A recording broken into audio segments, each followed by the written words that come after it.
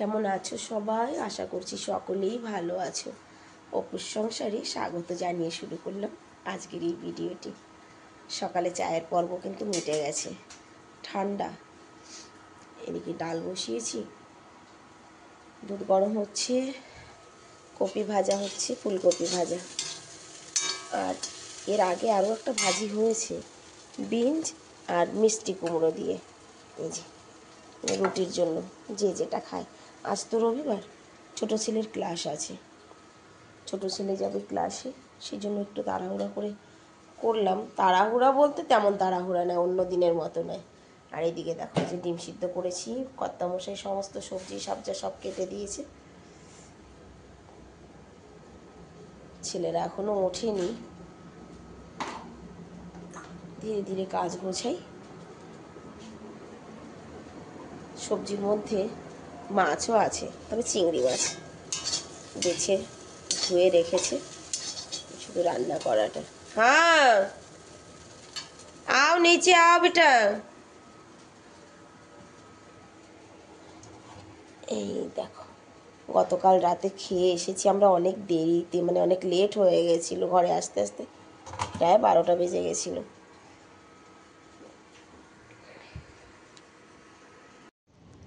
কেমন আছো সবাই? আশা করছি সকলেই ভালো আছো। আমি অপুর সংসারে স্বাগত জানিয়ে শুরু করছি আজকের এই ভিডিওটি।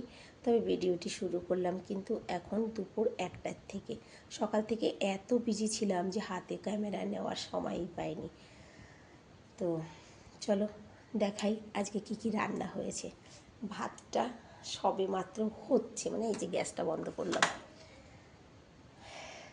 নিচের সমস্ত কাজ করেছি, ঝাড়ু পোছা বাসন। আমি রান্নাঘরটা একবার ঘুরিয়ে দেখাই। যে দেখো, সমস্ত কাজ করেছি। ছোটো ছেলে চলে গেছে মিউজিক ক্লাসে, যেহেতু আজকে সানডে।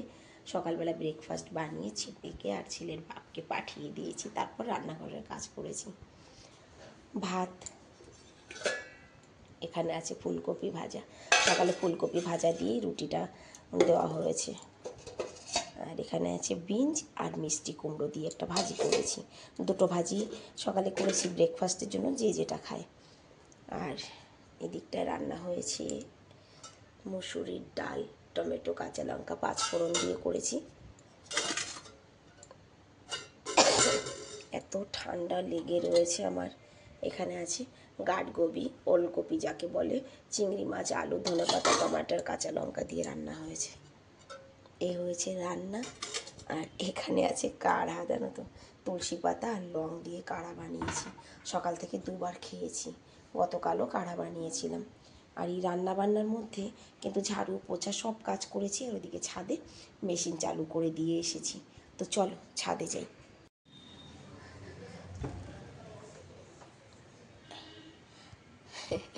ঝাড়ু পোছা সবই করেছি, তবে জামা কাপড় গোছানো হয়নি। সত্যি কথাই, জামা কাপড় গোছানো হয়নি, বিছানাও তোলা হয়নি।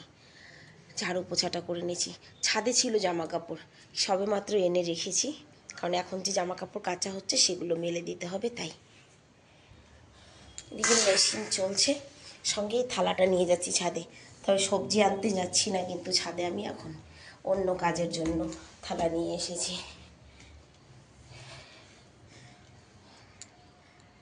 দেখো, এটা রেখে দিই আগে। রোদে একেবারেই তেজ নেই, দেখো। মেশিন চলছিল তো, তাই জল চালু করে দিয়েছি।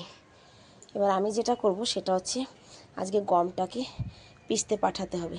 তো গমটাকে একটুখানি চালা দিয়ে তারপরে বোড়া ভর্তি করে রেখে দেব।